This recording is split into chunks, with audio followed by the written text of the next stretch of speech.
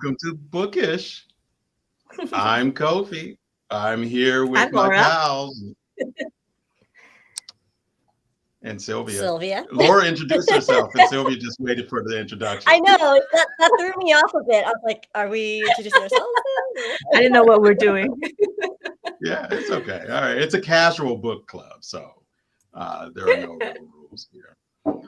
Today, we are going to be talking about a particular short story out of one of my favorite writers, Edward P. Jones.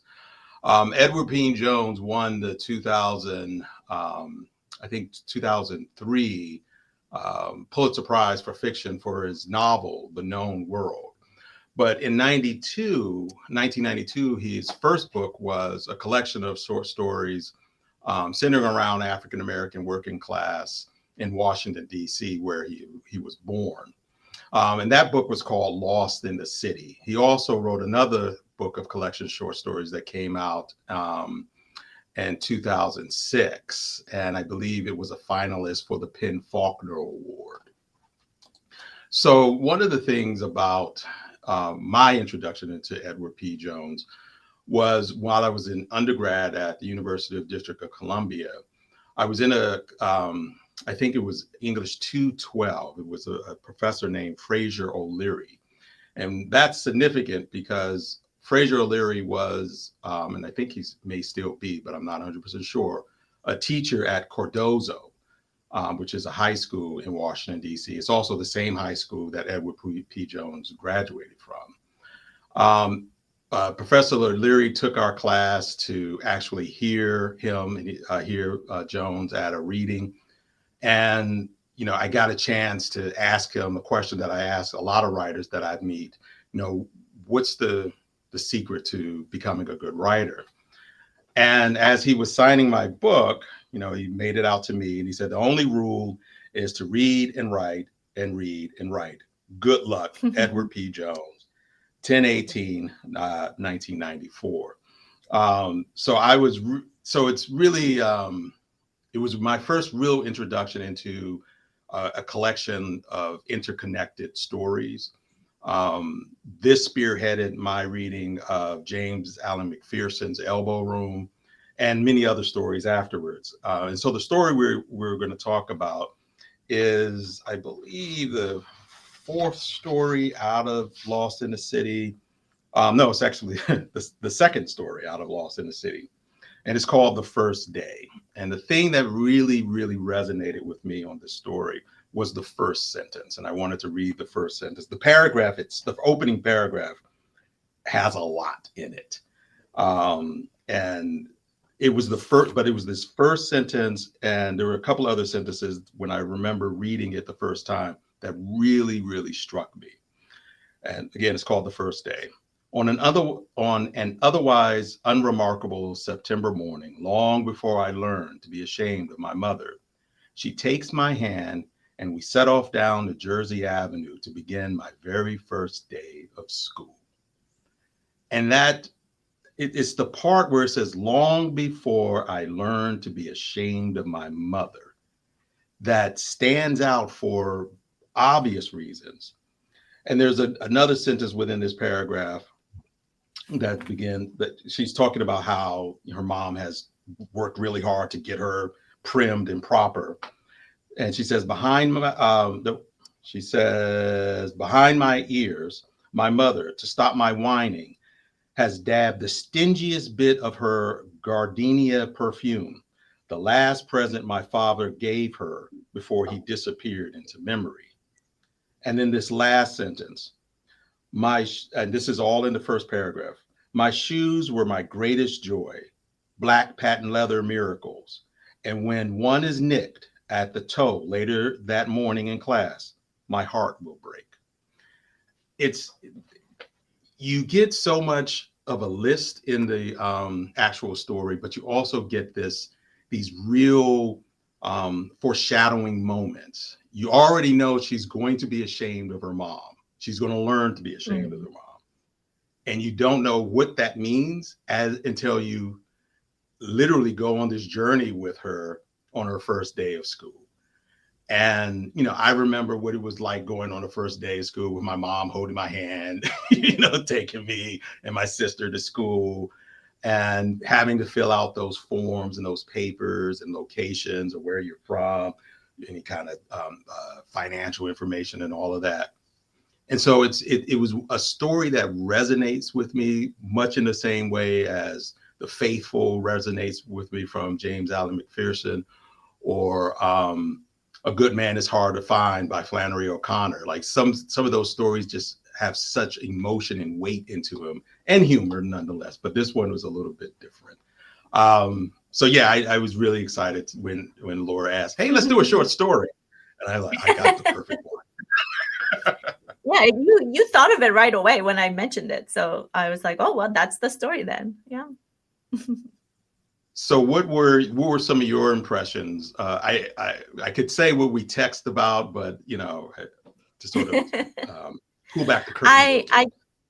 I do want to just comment on that sentence, that first sentence. And for me, so I quickly, as I started reading, I quickly realized that I really wanted to slow down with each word, because I could tell each word, each phrase, each sentence was drawing this very, very vivid picture, right? There's a lot of color, lots of details, and I could imagine this narrator, the appearance and where they are.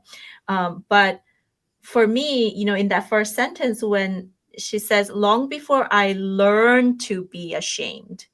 And I think that's a very specific way to write that, to convey that. Learn to be ashamed, not that you became ashamed or that you would be ashamed, but there's like a process of learning, and that's heartbreaking. I mean, and then it ties back to my heart will break at the end with about the shoes.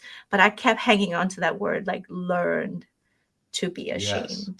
And that made it sadder. Like, yeah, it points to the becoming ashamed, right? Yeah, it's beautiful. Yeah, I agree with what you're saying, Laura, about all of it, but the pacing of that first sentence to wanting to read it fast, because I tend to read pretty quickly, and he slows you down immediately in that sentence, and for any students who might be listening, grammar, right? Grammar lesson, right? The idea that, on an otherwise unremarkable September morning, that sentence is starting off really fast. And then he pauses you with that parenthetical comma usage, right? With a big piece of information right at the get-go that for all the reasons you mentioned, Laura. Well, and so it's making you stop both like as you're reading, but also cognitively as you're like reflecting and thinking about all that is meaning. And then to your point, Kofi, in between all of the details in that very first opening paragraph of the story, the characters, a little bit of the characters, formative, past, present, and future. And yes. That's a lot to do in one paragraph and to do it skillfully. And he does it with three details, really. You learn about a little bit about the mother, the father, right? And something about the character who we're hearing from. And I also thought it was kind of brilliant that he writes it in the present tense, which I feel like I don't see as often when I'm reading fiction. I do see it from time to time. It's not like it's not that it's uncommon. It's pretty common, but I don't know. It's most of the time I think I'm reading past tense fiction that's written in the past tense, and so the fact that he's using future, calling into the future and also the past in it, I think it's just so well done. It was like so really masterful, and it's so short. It reminded me of this conversation that we had in an Asian Lit colloquium. I don't know if you were there, Laura. We were reading a novella and we're talking about the short form and how difficult it is and how masterful you have to be at writing so much in such a short time. So it's such a short space. And so I really appreciated seeing all of what he was able to do in this short space. And actually, Kofi, after reading this, I was like, you know what? I'm going to have my creative writing students read this because it's such a great model of like using all of these tools and techniques to do a lot in without having to over explain or, be super expositional in your writing, and still the emotional punch. For those of you who are wondering, what do they text about? When Kofi said, like, mine was just a crying face emoji. I was like, oh, this story wrecked me, It wrecked me in like 3 paragraphs, so yeah, I really enjoyed just reading it. Yeah, and this is one of those stories where I could read the end sentence, because it's still a really strong sentence, without ruining the story. Yes. And it's that ideal of what it means to have shoes and walking. And so on the last page, the third or fourth from the bottom up, her shoes make loud sounds in the hall. She passes through the doors, and I can still hear the loud sounds of her shoes. And even when the teacher turns me toward the classrooms, and I hear what must be the singing and talking of all the children in the world, I can still hear my mother's footsteps above it all. And it's this ideal, like, they've been doing all of this walking back and forth. And there is that moment where her mom reveals some part of her that lets you know that, oh, this is what she's going to be ashamed about. And it's powerful, because it is such a short story that you don't know the names of the characters. You don't know the main character's name. You don't even know her mother's name. But what you know is that she's in this community. She's coming from this community. Her mom has a goal to get her into one particular school that is out of their serving boundaries. And she has to go to another school that is closer to their home, but not the ideal school for her daughter. But she has to go there anyway. And so that's the conflict.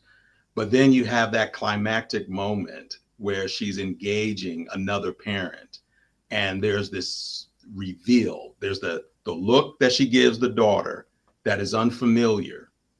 And, it just so much emotion right then and there. You go like, oh my, this is so painful and so sad. Because you have to reconcile the fact that she's telling a story in the present, but with the memory of that present. But it's really a story about the past. And that's like the brilliance of it. It's like super, super. Yeah, I've read this story a bunch of times. I'm sorry. Talking about grammar. No, it's fine. Talking about grammar, Sylvia, that last sentence that Kofi just read, when she says, I can still hear my mother's footsteps above it all. It's the I can still, as in the moment, in that classroom at that age, but also now, right? I can still. Yes. And that's the beauty of that present tense expression, that in the moment that it is happening, but also continues to happen and never stops. And I mean, I could like hear it in my own ear as I was reading it, right? The ringing of the steps going down the hall, and what mother must have been feeling as she's walking away, leaving her, child in the school that she didn't even want, and having revealed a secret about herself, right? And you're right. I think the moment of that reveal, that brief exchange, the look is so critical, that she looks at her daughter and then looks away. Like, that broke my heart immediately as I read the sentences. I was like, oh, I see what's happening.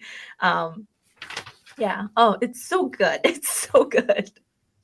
And it's so deceptively simple, but that's the mastery behind it, I think, is that, like, everything you just pointed out, a perfect example of it, that I think when people read this, I think sometimes readers can take for granted how much work and technique must have gone into this very short story to make it work out this way. And maybe it was one of those mythical one-off stories that just kind of fell into place. But no, you can kind of tell, like, the decisions and the choices are, intentional, and they are thought through, and it's skill, that has just been honed over time. Yeah. And but it looks so simple, and the impact it's making is so huge. So I really appreciate stories like that. And, I really Mhm. felt inspired by this one in terms of like the writing portion of it. And then the meaning Mhm. portion of it, I just felt like a good story, doesn't matter whose point of view it's from or experience from. As a reader, you relate, like you can find a way to relate, or it feels like it's you in a way. You know what I mean? Mhm. And I feel like this one kind of draws you in. Maybe it's because I have mother issues. I don't know. Maybe that's the reason why. But Don't we all? like don't we all, like the first part when I learned to be ashamed of my mother, I was like, oh no, I don't know if I'm ready for this. But like it's definitely, it gets you. It's like just jabs you and then it turns the knife right there. Yeah, and I think for me, I think the big reveal, it's kind of it's sympathetic. You feel sorry for the mom, um, but then there's this level of determinism that you Mm, respect her, mm, um, because of that determinism. That because she was so headstrong that her daughter is going to be next to her rock, that church, and how for the school being close to that church, that juxtaposition creates a sort of safety net, a sort of an upliftment, if you will. And so for the protagonist, or the narrator of the story, what she sees is that her mom gets thwarted by women who look like they should be on the cover of Essence magazine, which is, was once, and I guess it still is, a Black women's magazine. It was, I guess, it's sort of a sophisticated Black women's magazine, like Ebony and Jet were for sort of the middle class or burgeoning middle class from the late 50s up into the 80s and 90s. So this person represented something of style, of grace, and she's thwarting her mom, and she has those moments where she says, this is what I'm learning, because how her mom is determined but defeated in a way, and then she has to go to this other school, and then you get that moment, and it's such a powerful moment. But yeah, all those stories are really good, but this one really stuck with me. Can I just read that sentence I think you're referring to? Because I Sure. loved it. And she uses this construction, right? This is my mother, colon. He Yes. uses this construction. This is Yes, my mother, yeah. colon. And then he says something about the mother. But on this page, he says, I am learning this about my mother, colon. The higher up on the scale of respectability a person is, and teachers are Hmm. rather high up in her eyes, the less she is liable to let them push her around. That is a beautifully crafted sentence. It uses the dash there as a parenthetical to, and teachers are rather high up in her eye. Yeah, I love that. I highlighted that part too. Yeah. Yeah, you learn a lot about the mother. It's like, when Mm, I read it, I was like, I think this is a kind of a almost a character sketch of the mother. And it he does such a excellent job of like developing that character, rounding it out. So like you see kind of she's this formidable woman.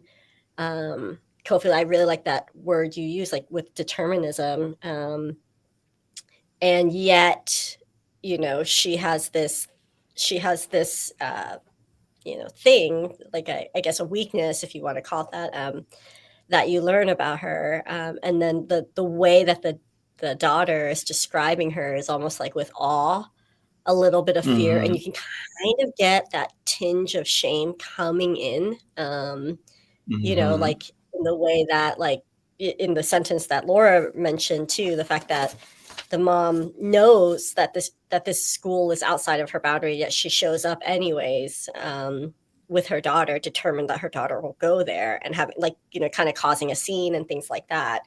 So I just thought it was such a interesting way to um, craft this rounded out character in such again, a short time frame. The story's actually, who's the story actually about, and I don't know, it's really interesting. And in some ways it reminded me of Jamaica Kincaid's Girl, that very short. Oh, yeah. I was just about to idea, say that too. Yeah. Oh, really? Yeah, in the sense that Yeah. it's got this like mother-daughter relationship at the center of it. I mean, that one is very different, obviously, in the way that it's, handling things, and also like I think the center core of the message. But at the same time, it says so much about the mom, and then what the daughter Mhm. is receiving, through that interaction. And so I just thought it was, I don't know, it's just really interesting, a really interesting story too. And again, like it reminded me so much of the type of determinism I saw in like even my own mom, and she would be just like this mom, dragging me to a school. She thought that was the right school for me. Like she would drag me and like raise a fuss. And that line you read, Laura, that's exactly my mom too. Like she's the higher up you are, the more she's going to raise a stink, because she feels like you actually can do something about it. So I kind of felt like the kind of awkwardness that you feel when like your mom has just caused this scene. Maybe no one else knows Yeah. no one else knows how that feels, but the awkwardness you feel, you're just kind of standing there like, okay, now what now as a child. But it was really yeah, it's really interesting. I'm definitely going to assign this for my students, my future creative writing students out there. You can thank Professor Adiza here for this addition to our reading list. Yeah, and I think I said Essence, I meant Ebony, ads and everything. But there's a juxtaposition with that sentence you read, Laura, with the sentence that's on the next page where she says, "This is my mother." And it's not what she's learning, it becomes more definitive. This is my mother. As the questions go on, now this is the woman who's helping her mom. As the questions go on, she takes from her pocketbook document after document as if they will support my right to attend school, Yes. as if she has been saving them up for just this moment. Indeed, she takes out more papers than I have ever seen her do in other places. My birth certificate, and she lists out, there's a list out of there. Every single paper that has anything even remotely to do with my 5-year-old life. Few of these papers are needed here, but it does not matter. And my mother continues to pull out the documents with the purposefulness of a magician pulling out a long string of scarves. I mean, so I think there's that level of shame is now tied to an embarrassment, right? So her mom has been very determined in one instance, and now is kind of just throwing, like just pulling out things after another, all in an attempt to, answer form questions that she doesn't have the right ability to do. Yeah. And you understand why as a reader, you understand why based off of the details that are given. However, you can tell this young child as, adult looking back, who's providing these details, is telling you this without bonking you over the head with, over explanation. And even that metaphor, that comparison, the metaphor to the magician pulling out long scarves, is kind of like this ridiculous performance too, right? That's like attracting attention too. And so that's sort of what it evokes. And so even the choice of, comparison there is so, I think, is so good in giving the reader a sense of what is happening internally in the speaker, in the protagonist or the narrator as well. So, I mean, I just love that. I loved that particular piece, the document and the determination, and you understand why it's so important to the mom. But the little girl is sort of just, being enacted upon and like, watching all of this with some. Right. But then there's also some admiration tinged into that too. It's not just embarrassment, I would say. Like at the end, it's like this sort of, as the adult looking back, it also reminds me of the Hayden poem, what did I know? What did I know of love's austere and lonely opposite? Oh, those winter Sundays. Yeah, the idea that love looks different to you as an adult when you look back than it did as a child, and you didn't understand some of these motivations from your parents. But yeah. Yeah, You're mentioning you know, all of my favorites, and I think all of those, the beauty of all of them is the compactness of, right, those few words in the Hayden poem and the few words in Girl by Kincaid, and how compact it is. I think the Kincaid story is actually one long sentence with lots of commas and It is. semicolons and colons, right? And it's just one mhm. paragraph, and and about, and this story is obviously much longer than that, but even so, it's a very short story. But what we get is the sense of how today, this day, is gonna change life. Right? She says you're gonna Yes. go to school and learn about the world, and this is going to, so there's a lot of references to brand new things, like things, this is the first time this has happened, including the new shoes, new clothes, even new underwear, but also like how tight her hair is made up, that even it won't even come apart when she goes to bed at night. And she specifically says, which has never happened before, right? And so even Mhm. that idea of controlling those things to make sure everything is going perfectly, and despite these obstacles that we find out about, and which, by the way, I think we're doing a really great job not revealing the big reveal, because I really hope people will read this story. But I just, the impresses me the weight of this day being communicated in this Yes. story, how important this day is to Mom. um, and that's the heartbreaking part, you know. Yeah, when I I've used this story in our composition course here, and I always ask the students, so what does the first day actually apply to? What does it actually Mm, mean? Whose first day mm, is it really?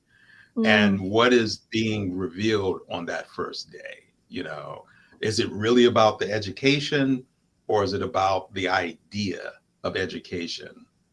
Um, and so that's how I try to use it. But ultimately, it's probably more about the idea of what family and relationships are. And this first day for the narrator could be looked at, and from one lens, I guess, as when she finds out something about her mom that she never knew before.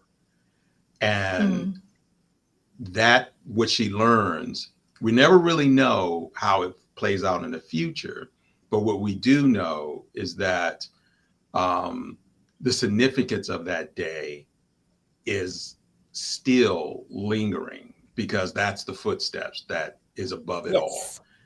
That Yes. memory, and I think that that's an amazing um, aspect of the story, that you just, there's a reason why this guy won the Pulitzer. It wasn't just happenstance, you know. He's really, really good. Um, yeah. I think we're almost out of time now, and have to, I can't believe how quickly 30 minutes has gone up. But I did want to share that Edward P. Jones did come to Columbia to read twice in the past, at least that I know of, through Howard County Poetry and Literature Society. He visited in '94 and then in 2005. And if anyone is interested, if you look up, go to YouTube and look up The Writing Life, there is an interview that he did with Ethelbert. Ethelbert Miller, and he talks about the stories from this collection as well as the known world, and he talks about his mom right at the beginning of that interview, and it's really, really good interview. So I want to thank you for listening. Thank you, Kofi, for introducing us to the story. I loved Oh, it so Yes. no. much. Thank you. So listeners, please look us up on dragondigitalradio.podbean.com. You can, I think, also look for us on Spotify. And of course, we're on Facebook. Look us up at Bookish, a casual book club. What I'll do is I'll link the video to the interview on there and see if I can find like a digital copy of the story or something like that, and link it there if anyone is interested in this reading the story. Thanks, everybody. See you next Thanks. Thanks, you time. guys. See you next See ya. time.